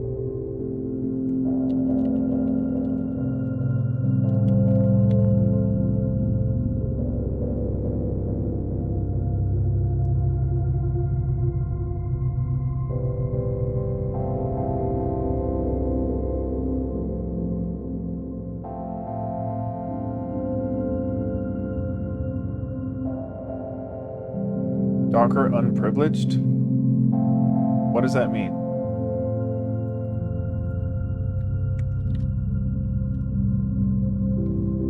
Yeah, I doubt that's the problem because we don't even have Docker.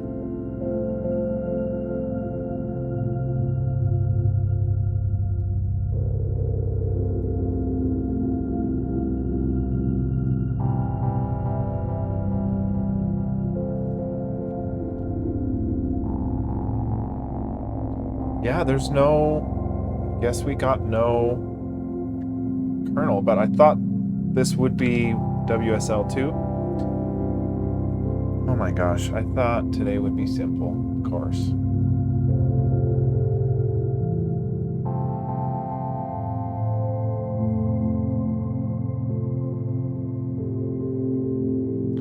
Running it as a non-root user.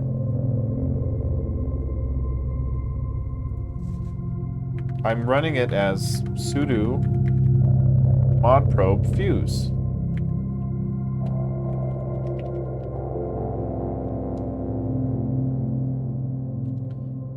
I don't get why it's so tough. Love app image on Windows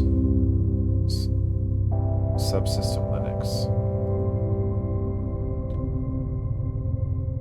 Install Linux GUI apps on Windows. Xming.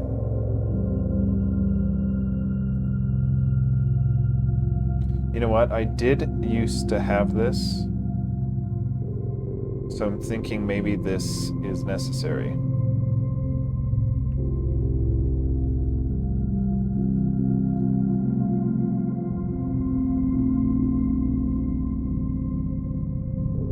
I did have this when I was successfully running Love on... Already exist, yeah. I know I deleted it. I don't think I uninstalled it, but I deleted it. Well, I don't know. We'll see. Okay, we got Xming, so now let's undo that.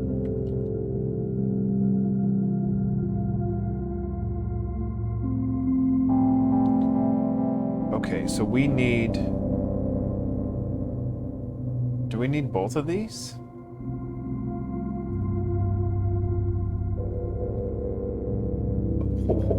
What?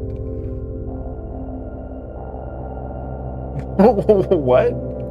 Although it works, I don't think this is the way. So why are you making a... Why are you making a tutorial if you don't even think this is a good thing to do?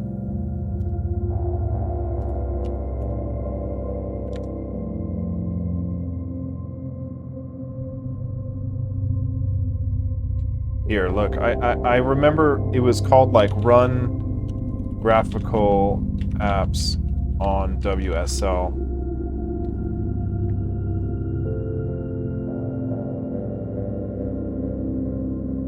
I think this is it.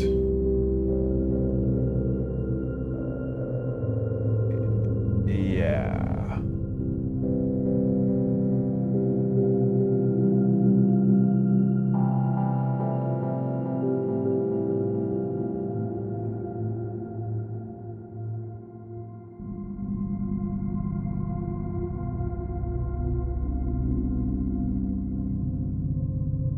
I'm in way too deep. I don't know what the hell any of this is.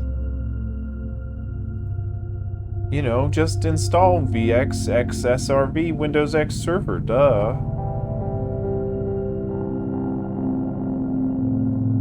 Why? That's the only way to install an app image. Due to Windows not supporting Fuse, app image have to be extracted and will generate under a folder named squash fs root. And then you need to run squash fs root app run, duh.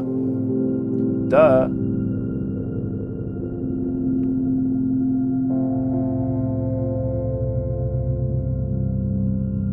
Let's try it. So we'll say /love app image, and then we do our app image extract because Windows doesn't allow Fuse. It'll do that, and then we need a / our squash fs root, which does exist, and then app run. And we don't have our video drivers. Requires OpenGL2. So, Jesus. OpenGL2 install Windows subsystem Linux. Can we do this?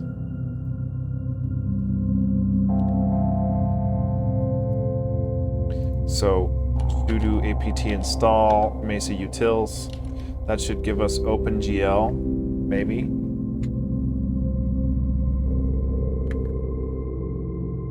We'll see. This is wild. Like, why?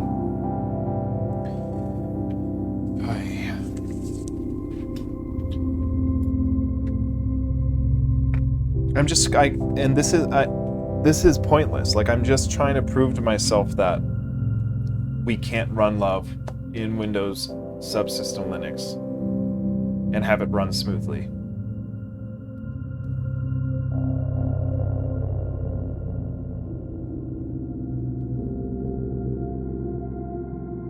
Let's see.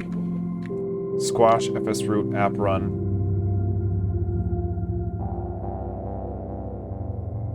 That's not looking good.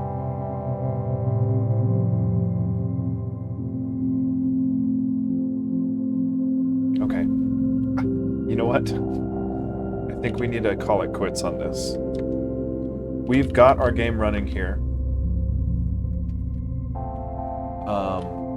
So we're good to go. We've got, of course,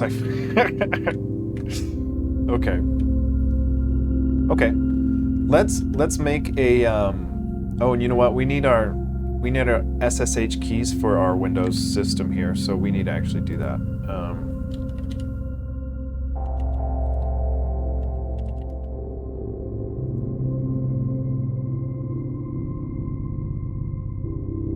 Yeah, we need to do this real quick.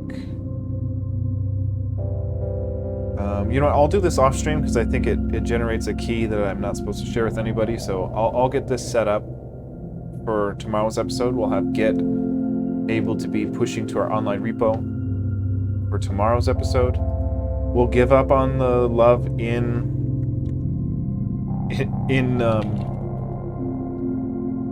Ubuntu here. I guess we would want to uninstall all this stuff. Like, we don't need this crap because it's not going to work anyway.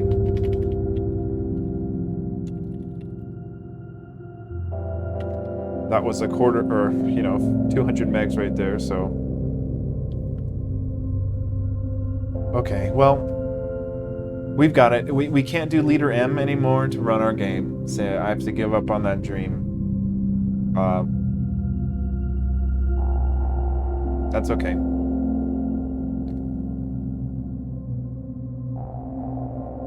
But we've got our tmux, we've got our Powerline shell, we've got our Love running. And then that was wrong.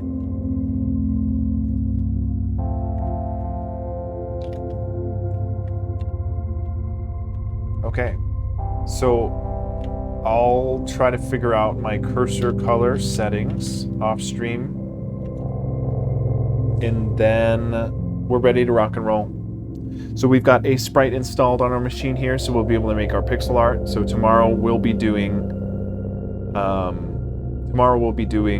our gecko entities, left, right, and down. We only have up right now, so we'll be rotating all those sprites so that we can have them walk in different directions. We'll change our entity spawning system so that it's not just defaulting to geckos getting up. We'll say like, hey, geckos get a random direction of our up, left, down, and right.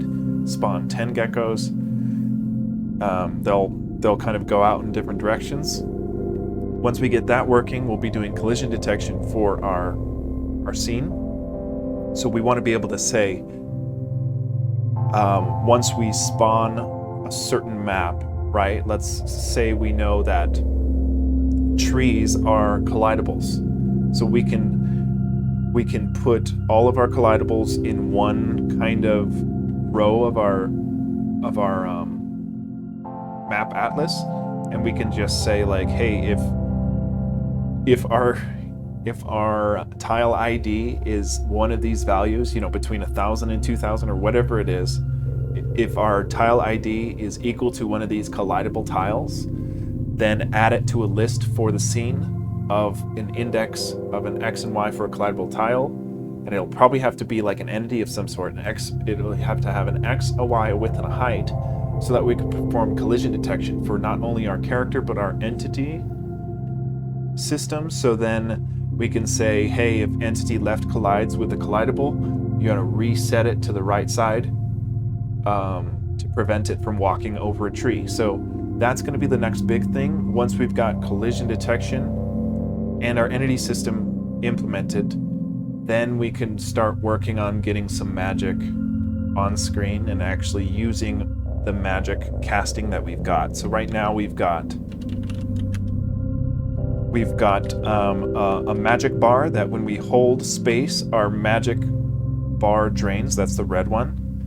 And anytime we focus our magic, we call it manas.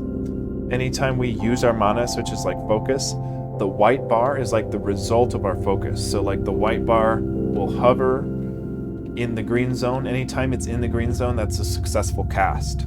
So let's say we're holding an element of fire or a lantern. Then if we focus our manas and it's in that casting zone, then we'll actually be casting whatever magic spell is appropriate to the element that we're holding. So I'm excited to get that done, but that'll be after we get collision detection for our map.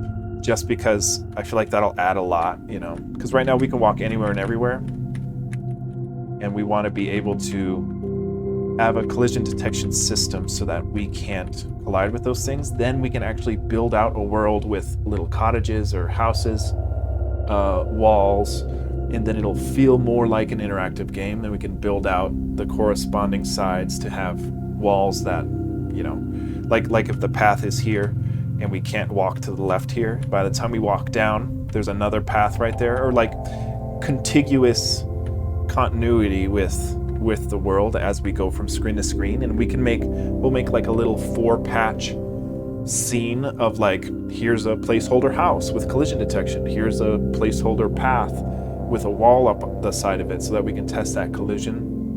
And then we'll have like a little testing environment to put new entities in there.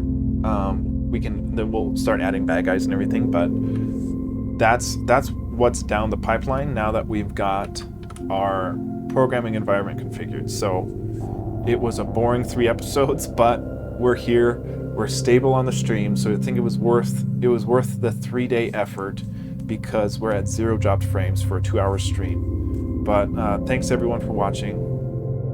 Tomorrow we'll be back with actual game dev stuff, so I'm excited for that. I'll catch you guys tomorrow. And have a good night. Yeah, good night, aka Bob. Thanks for watching, dude.